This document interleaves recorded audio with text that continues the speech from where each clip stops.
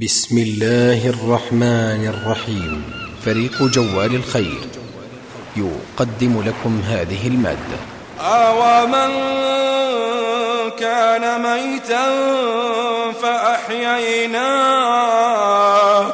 فأحييناه وجعلنا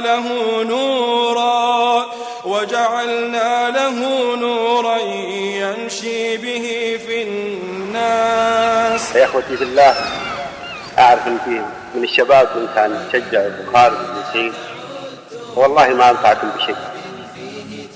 يوم يفر المرء من أمه وأبيه وصاحبته وبنيه، ما أنفعكم بشيء. ارجعوا إلى واحد أحد والذي ينفع الجميع. بدلوا أشرف بن سعيد بالتسجيلات الإسلامية. إني لك عدت من سراب فيه تهت، وعلى وجهي شظايا ندم فيه انتهيت. رب إني لك عدت من سراب فيه تهت، وعلى وجهي شظايا. من منا لا يعرف هذا الرجل؟ بسم الله الرحمن الرحيم.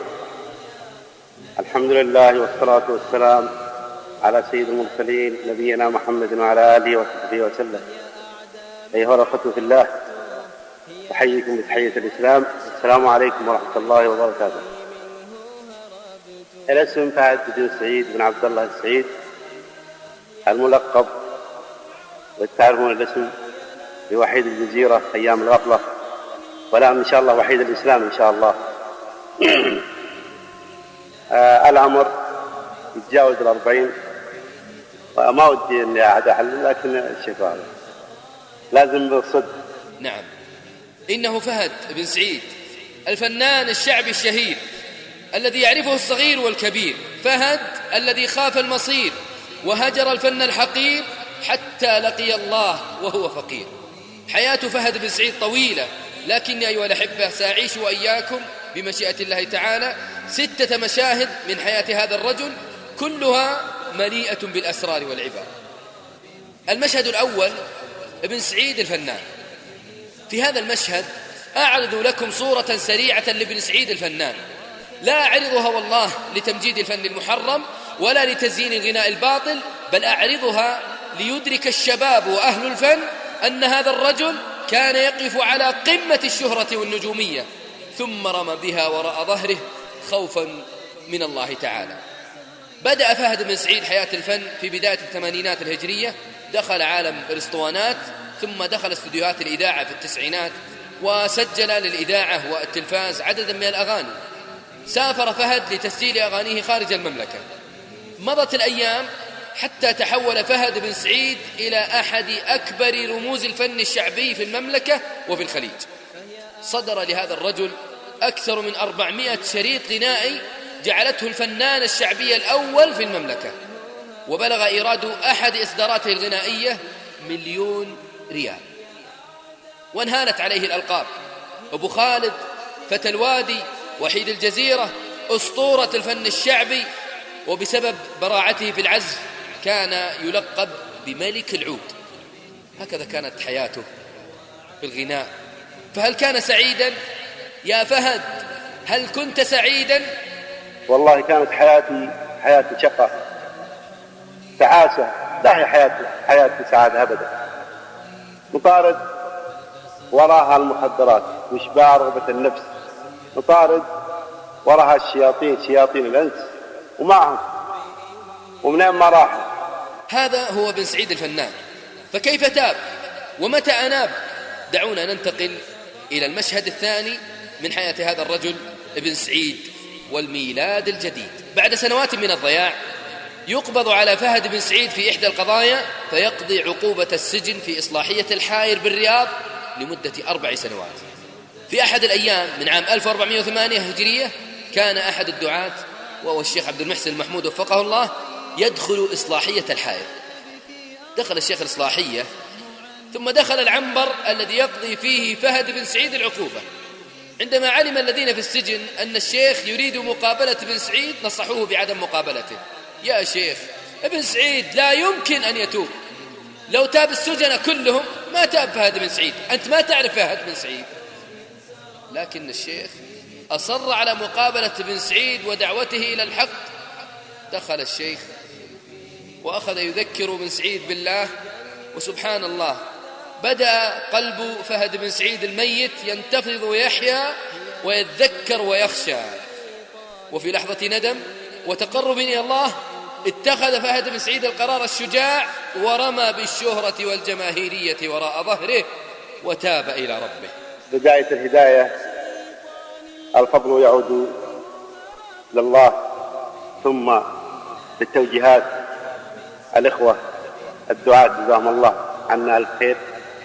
فزارني أحد الإخوة جزاه الله عني الخير وهو عبد المحسن بن عمر المحمود، فذكرني من أكون وماذا خرجت، وجاب لي بعض التطيبات، ووجدت نفسي بأني أسير بين يديه ثم أدري أي شيء. فالحمد لله الحمد لله الحمد لله على نعمة الإسلام والرجوع إلى الله. ما أجمل لحظات التوبة، ما ألذ الرجوع إلى الله من رجل غارق في وحل الفن موغل في مستنقع الرذيلة. لقد علم فهد الذي طالما تعلقت به قلوب الشباب وصد الناس بالغناء عن رب الأرباب أن له ربا غفورا رحيما يقبل التوب ويغفر الذنب ويعفو عن السيئات ويبدلها حسنات. إنها والله رسالة نبعثها عبر بريد المحبة إلى كل عاص ومذنب يريد الهداية، رسالة أن ينكسر بين يدي الله ويمرغ أنفه على عتبة الذل والعبودية خاشعا باكيا مستغفرا، فوالله ثم والله لا يرده الله الكريم الرؤوف الرحيم. بعد هذا القرار الشجاع مضت الأيام وخرج فهد بن سعيد من السجن واستقبل الحياة الجديدة. وكان من توفيق الله لهذا الرجل أنه التقى بعدد من الدعاة كالشيخ سعد البريك والشيخ صالح الحمودي وفقهم الله. وأذكر أنني في تلك السنة التي تاب فيها فهد بن سعيد صليت العشاء في أحد المساجد، وبعد الصلاة قام أحد الإخوة وألقى كلمة في المسجد ثم أعلن المفاجأة. قال: معنا في هذا المسجد الفنان التائب فهد بن سعيد. تعجب الناس. قام فهد وكأني أراه أمامي وتكلم بكلمات يسيرة ذكر فيها توبته، ثم دعا الشباب إلى الرجوع إلى الله والتوبة إليه. المشهد الثالث من حياة فهد بن سعيد والمعاناة. بعد الهداية بدأ فهد رحلة البحث عن العمل. لم يكن لدى الرجل شهادات أو مؤهلات علمية. عمل في أول أمره في إحدى التسجيلات الإسلامية في الرياض، ثم سعى معه أهل الخير فزوجوه. وأذكر أنه سكن في نفس الحي الذي كنا نسكن فيه بالرياض. لا زلت والله ولا أحبه أتذكر ذلك الرجل صاحب الابتسامة الدائمة. كنا نصلي سويا في نفس المسجد، ويأتي إلينا في المسجد من أهل الخير والصلاح من يقف مع فهد ويسأل عن أحواله. مضت الأيام ولم يكتب الله التوفيق بينه وبين زوجته، فحصل الطلاق. ثم انتقل إلى القصيم حيث تزوج بزوجته الأخيرة. وهناك في القصيم بحث فهد عن وظيفة فلم يجد سوى وظيفة حارس مدرسة. كانت الوظيفة لا يتجاوز راتبها 1500 ريال. ومع هذا رضي فهد بهذه الوظيفة المتواضعة وسكن هو وزوجته في سكن حارس المدرسة. نعم والله رضي فهد بهذه الوظيفة مع شدة المغريات، ولسان حاله يقول: أكون ذنبا في الحق ولا أكون رأسا في الباطل. بعد أيام من الصبر ينعم الله تعالى على فهد الذي تجاوز 50 بولده الأول. تقول زوجته: لم تكن الفرحة تغادر محياه عندما ولد عبد الله. لما بلغ عبد الله 5 من عمره بدأ يأخذه معه إلى المسجد حتى في صلاة الفجر. تقول زوجته: كان يقول لي: أريد أن يعرف طريق الحق من بداية حياته. في القصيم عاش فهد بن سعيد فقيرا وحيدا لا يملك منزلا ولا رصيدا في البنك. كان راتبه المتواضع ينتهي خلال 10 أيام، ويتكفل أهل الخير بمساعدته بقية الشهر. ومع هذا فقد كان كما تقول زوجته شديد التوكل على الله، يردد دائما قول الله تعالى: ومن يتق الله يجعل له مخرجا ويرزقه من حيث لا يحتسب. إنه كنز القناعة والرضا. إنه أيها الأحبة كنز التوكل على الله والالتجاء إلى الله. يا بن سعيد لست بوحيد، لأن معك الولي الحميد. يا بن سعيد لست بمهين، لأن العزة بالدين والشرف بالصبر واليقين، وأنتم الأعلون إن كنتم مؤمنين. خذوا كل دنياكم واتركوا فؤادي حرا طليقا غريبا، فإني أغناكم دولة وإن خلتموني وحيدا سليبا.